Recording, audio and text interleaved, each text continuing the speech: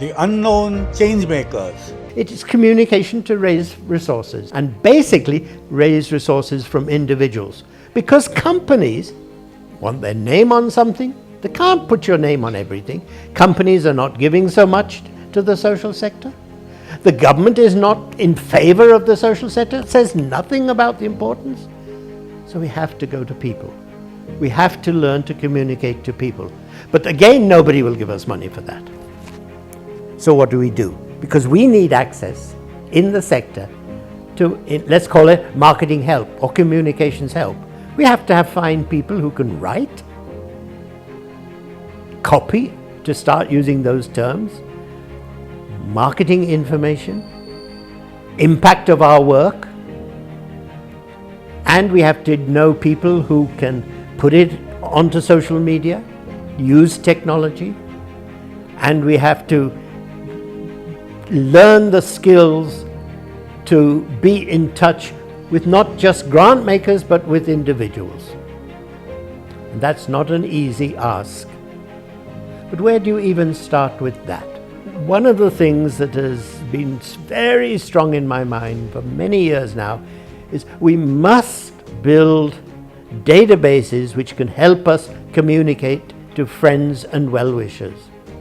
If we do that, we can raise resources from this group of people. It may only be half a dozen family members to start with. But then from half a dozen family members, it can grow to 25 with a few trustees helping.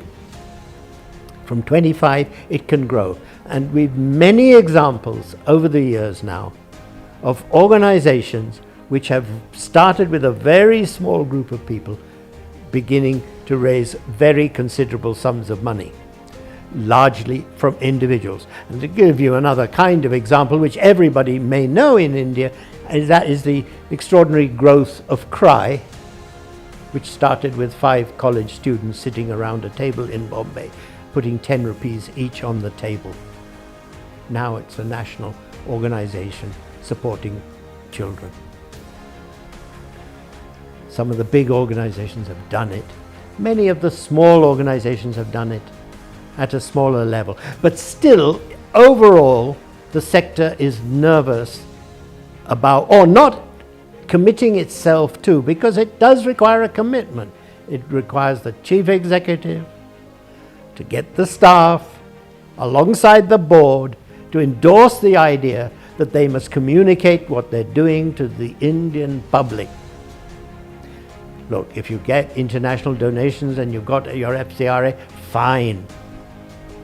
But let's start creating those databases, building on those databases with good communication, helped by, we can get volunteers to help with communication.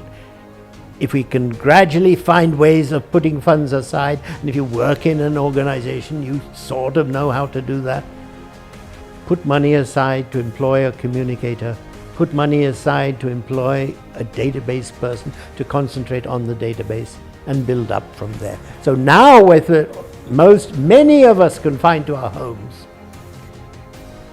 get down to the basics of understanding that the world has changed and build up a relationship with Indian society, largely through communicating to individuals.